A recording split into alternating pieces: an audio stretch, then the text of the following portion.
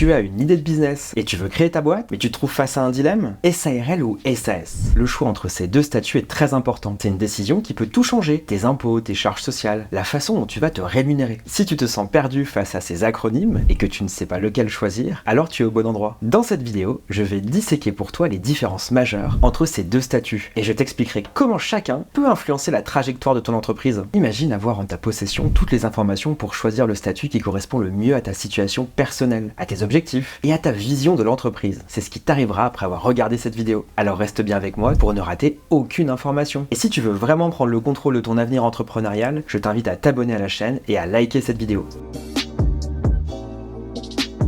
Bonjour à tous, je suis Grégoire, cofondateur de Swap'n, et ça fait plus de 10 ans que j'aide des entrepreneurs à développer leur business. Je vais pas faire durer le suspense plus longtemps et on rentre directement dans le vif du sujet. Avant de plonger dans les avantages et inconvénients de chaque statut, il est important de comprendre les caractéristiques de la SARL et de la SAS. Allez, c'est parti, je vous explique leur fonctionnement. Alors, qu'est-ce qu'une SARL? Une SARL, ou Société à responsabilité limitée, est un statut juridique qui permet à plusieurs personnes de s'associer et de créer une entreprise. La responsabilité limitée veut dire que les associés ont une responsabilité limitée aux apports qu'ils ont fait dans l'entreprise. Par exemple, tu crées une SARL et tu apportes 1000 € de capital. Malheureusement, tu dois fermer ton entreprise parce qu'elle ne fonctionne pas et que tu as par exemple 10 000 € de dette fournisseur. Dans la mesure où la responsabilité est limitée aux apports, tu es responsable uniquement à hauteur de 1000 €. Bon, forcément, les fournisseurs ne seront pas très contents. Dans le principe, ton patrimoine personnel est protégé. La deuxième caractéristique de la SARL concerne la fiscalité. En SARL, ton bénéfice est soumis à l'impôt sur les sociétés, qui s'élève à 15% jusqu'à 42 500 € de bénéfice et à 25% pour la partie supérieure. Attention, là je parle de la fiscalité de la société, qui, lorsqu'elle réalise un bénéfice, va payer de l'impôt sur les sociétés. En tant que dirigeant de cette SARL, si tu perçois une rémunération de ta société, cette rémunération sera directement soumise à l'impôt sur le revenu, à l'image d'un salarié qui perçoit une rémunération mensuelle, par exemple. Maintenant qu'on a parlé de la fiscalité, parlons de l'aspect social. En SARL, le gérant majoritaire a le statut de travailleur non salarié. Cela veut dire qu'il cotise à l'URSSAF environ à hauteur de 45% de son salaire. Concernant la structure de l'entreprise, c'est simple. Une SARL est dirigée par un ou plusieurs gérants qui peuvent aussi bien être des associés que des tiers. Et elle est composée d'au moins 2 associés, sinon c'est une URL. Bon, maintenant, passons aux caractéristiques de la SAS. C'est une société par action simplifiée. Les règles du jeu sont en grande partie définies par les associés eux-mêmes. C'est-à-dire qu'il y a une grande liberté dans la rédaction des statuts. Les modalités de nomination et de révocation des dirigeants, par exemple, peuvent être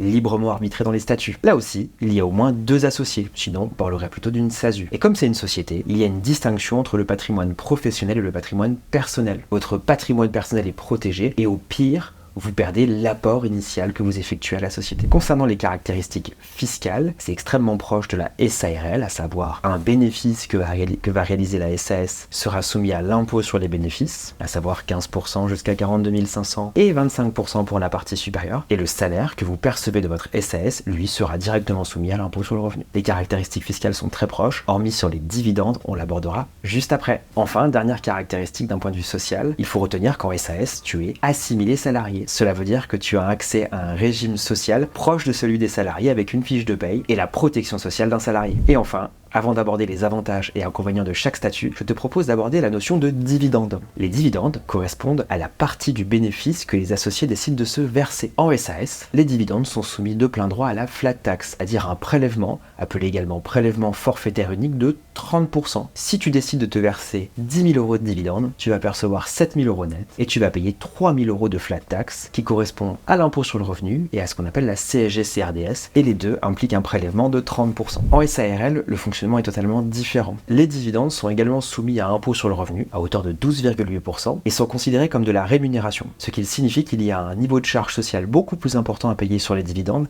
à savoir 45% de charge sociale. Maintenant que nous avons couvert les bases, tu te demandes peut-être quel serait le meilleur statut pour ton entreprise. Eh bien accroche-toi, car nous allons nous plonger dans les avantages et inconvénients de chaque option. Choisir entre une SARL et une SAS ne se résume pas à une simple comparaison. C'est aussi une question de trouver le statut qui s'adapte le mieux à tes besoins et à ton projet entrepreneurial. Commençons par explorer les avantages de la SARL. Premier avantage, le taux de charge sociale est faible, en tout cas plus faible qu'en SAS. En effet, en tant que travailleur non salarié, tu vas payer 45% de charge sociale sur ton salaire, alors qu'en SAS, tu devrais payer plutôt entre 70 70 et 80% de charges sociales. Le deuxième avantage de la SARL réside dans sa facilité de gestion. Il n'y a pas de fiche de paye, ce qui veut dire qu'en SARL, tu peux te payer une fois par mois, une fois par semaine, une fois tous les ans, peu importe, les salaires sont additionnés et déclarés qu'une seule fois par an. Le dernier avantage est un avantage en termes de protection sociale. En SARL, tu payes beaucoup moins de charges sociales, en contrepartie d'un statut social peut-être moins protecteur qu'en SAS, mais tu peux te constituer une protection sociale à la carte. En effet, tu peux souscrire à des contrats privés, on parle de contrat Madelin, et tu peux rajouter des prestations sociales à la carte en payant directement un contrat d'assurance auprès d'une assurance privée. Ça permet de se concentrer sur des garanties essentielles et d'éviter de payer 80% de charges sociales sur un régime extrêmement protecteur qui est celui des salariés. Tu payes 45% de charges sociales à l'URSSAF pour avoir accès à une protection sociale de base et tu complètes cette protection sociale de base, comme pour la retraite ou la prévoyance, si tu le souhaites, en souscrivant au contrat Madelin adapté à ton besoin.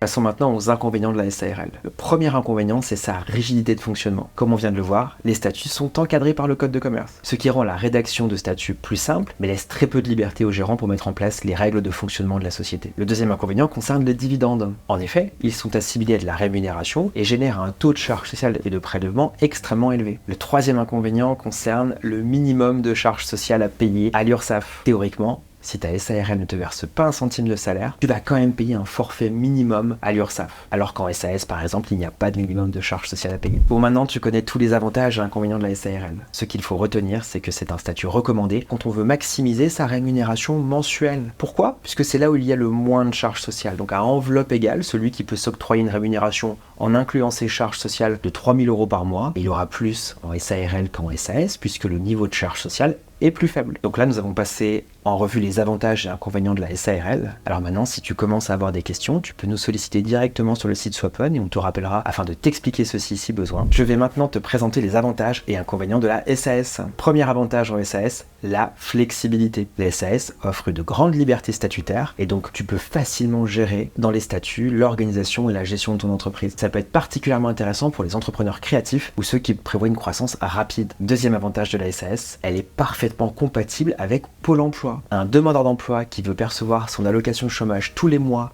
en parallèle d'un projet entrepreneurial aura plutôt tendance à choisir la SAS. Pourquoi? Puisque pour toucher Pôle emploi tous les mois, il ne faut pas percevoir de salaire. Et rappelez-vous, en SAS, 0 € de salaire égale 0 € de charge sociale à payer. Donc c'est un statut qui est fortement conseillé quand on est demandeur d'emploi et qu'on veut sécuriser son projet entrepreneurial pendant les 2 premières années en ne percevant pas de salaire de sa société et en laissant le bénéfice en réserve pour investir ultérieurement. Autre avantage de la SAS, il est possible de percevoir des dividendes avec une fiscalité intéressante. En effet, je vous l'ai rappelé précédemment, les dividendes en SAS sont soumis à une flat tax de 30%. Ce qui veut dire qu'en SAS, il est possible d'arbitrer sa rémunération entre la prise d'un salaire en cours d'année qui lui sera soumis à charge sociale et des dividendes à la fin de l'année qui auront une fiscalité plus intéressante mais ne vous donneront pas de droits sociaux. En bref, en SAS, il est possible de se rémunérer tous les mois et de percevoir des dividendes qui pourront être considérés comme un bonus à la fin de l'année. Enfin, dernier avantage concernant la SAS, en tant que président de SAS ou directeur général, vous bénéficiez d'une fiche de paye. Ça peut être extrêmement intéressant pour justifier ses revenus lorsqu'on veut emprunter à titre personnel par exemple, plutôt qu'en SARL où là seulement le bilan peut justifier de vos revenus. Bon, maintenant, c'est quoi les inconvénients de la SAS? Le premier, c'est la complexité de rédaction des statuts. S'ils offrent une grande flexibilité, ils sont aussi plus complexes à rédiger. Il convient donc d'être très rigoureux pour ne pas avoir de mauvaises surprises par la suite. Évidemment, chez SwapOn, on rédige pour vous les statuts de votre SAS. Le deuxième inconvénient concerne les charges sociales. En SAS, les dirigeants sont rattachés au régime général des salariés. On parle